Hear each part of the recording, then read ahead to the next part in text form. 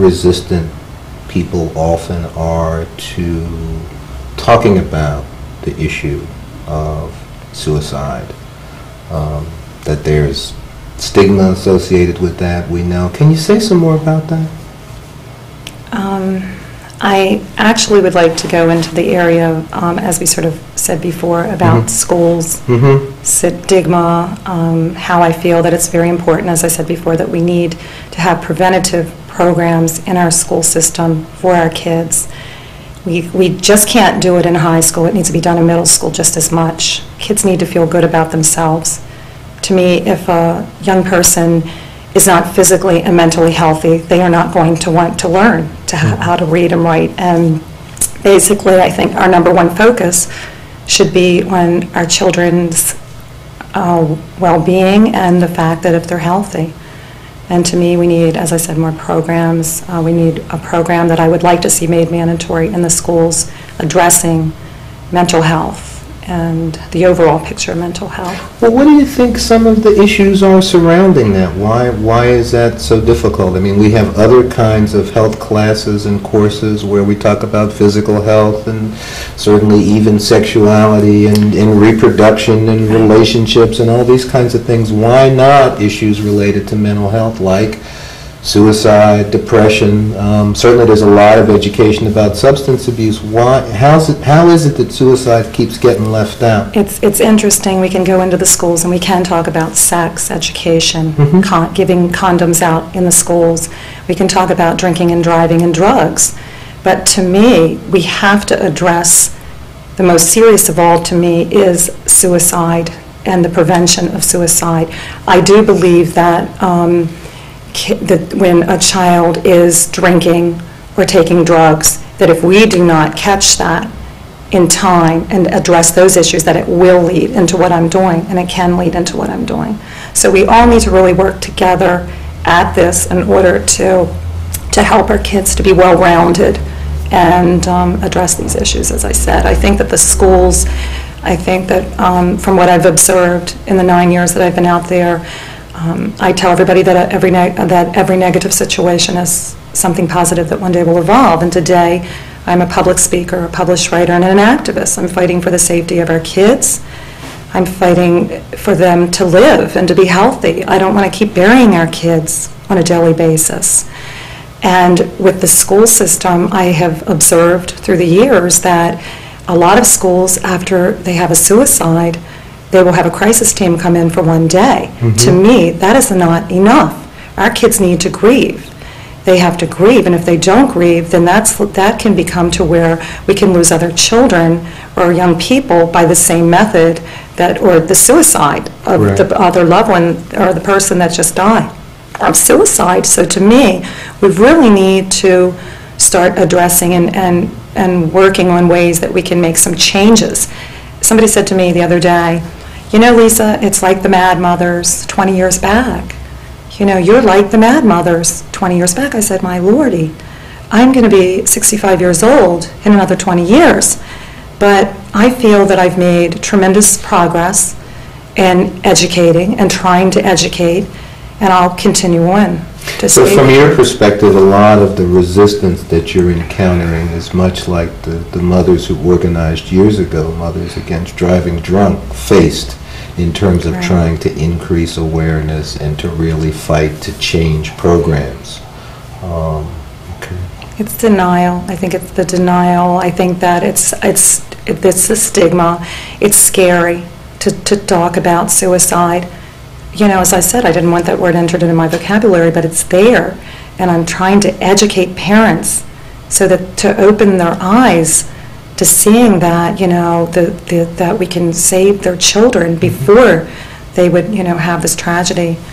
And to me, they want the suicidal person wants their pain to end, not their life. And that's something that's very important also for our people to understand that, you know, they're like in a tunnel.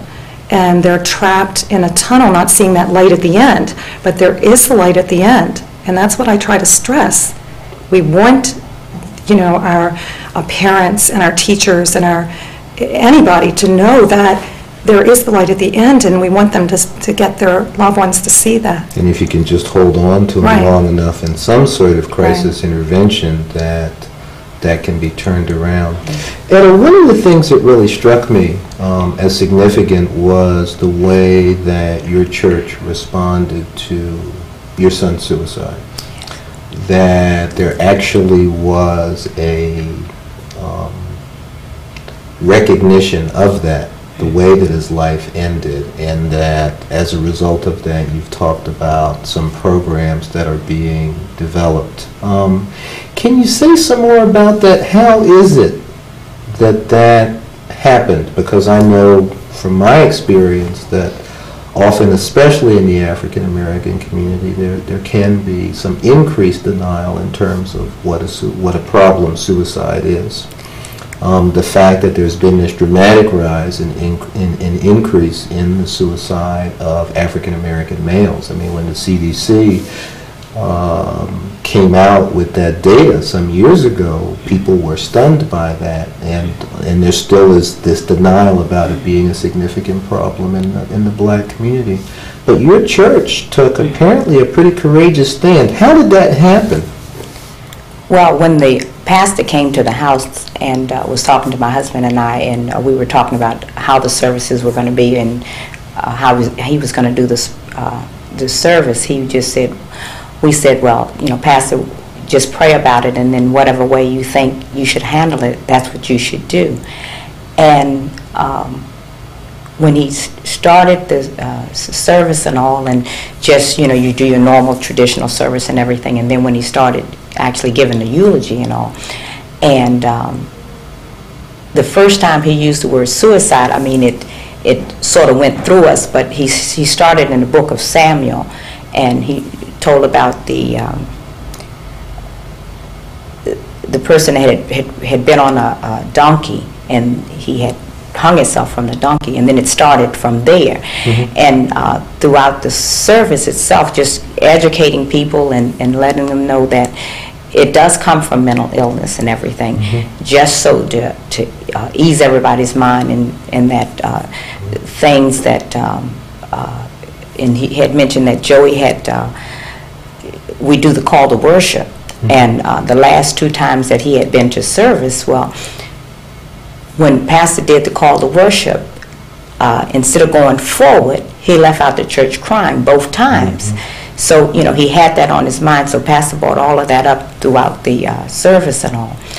Since then, so he educated people throughout the service, and then immediately following that, well, mm-hmm. Lisa was part of the Maryland Suicide Prevention, mm-hmm. so the church sent 3 of us there to educate us on suicide prevention. So at that time, we were able to get a lot of information, mm-hmm. from that. And I am the director of the youth ministry, mm-hmm. so we are working on crisis teams so that we prayerfully that nothing like this happens again, but at least we're there to support, and we're available to do whatever. But we have the pastor's wife is she has a team. She's working with the girls as far, mm-hmm. as just a certain, anyone that shows any signs of depression or whatever, mm-hmm. and then we have one of our elders that's working with the young men as well, and all of this, and then as well as the other programs that we have ongoing, just through our youth itself. But we have put in our budget for year 2001 monies to train all of us professionally, so that it's not just total book knowledge. We're actually going to have professionals come in there and train us. The most important thing to me is that the way that the 2 of you have responded, and certainly your situations have been very different, mm-hmm. but here you've got your church, mm-hmm. supporting you, mm-hmm.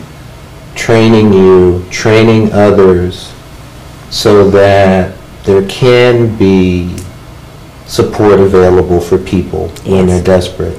You, of course, have hit the road and are talking to anybody who will listen, and organizing others in terms of programs, working with the schools. I mean, these are obviously very important personal activities in terms of your recovery.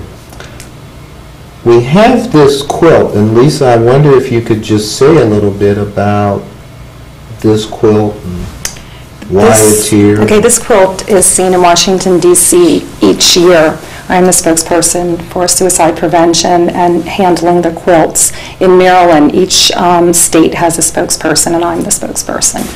My sister Laura is here, and we have a lot of loved ones on here that have completed suicide. We have a father and a son. This is only our first quilt. There will be, our third quilt now is being worked on.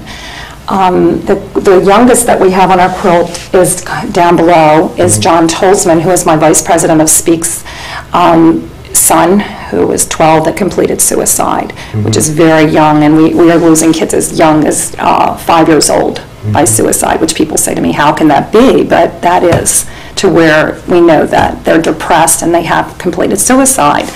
So I'm very proud of this quilt, and it gives a face to suicide and shows people that these are real people we're talking about, and they too must be remembered. They're all beautiful people, and to me that's just so important that we put a face on suicide.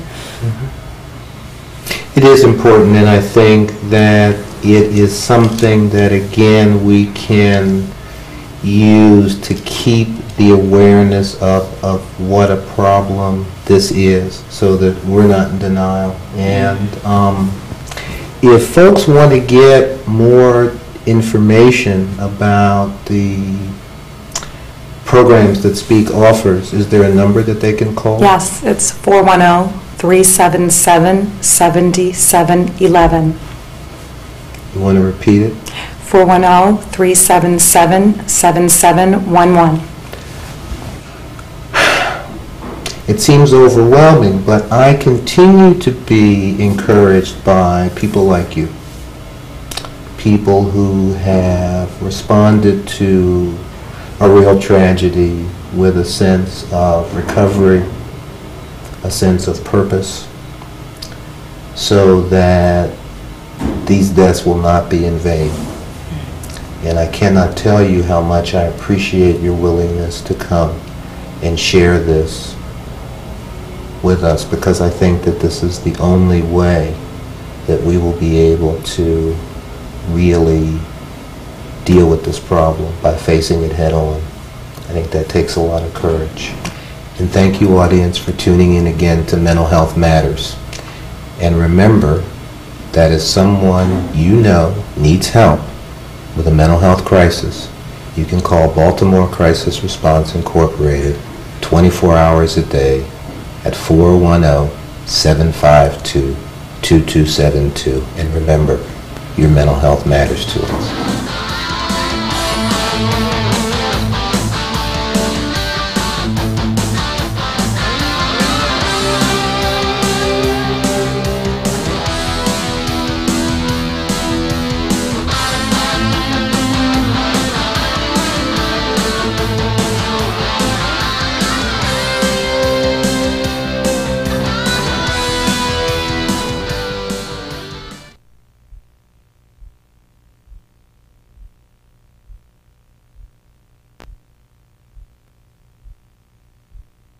752-2272. And remember, your mental health matters to us.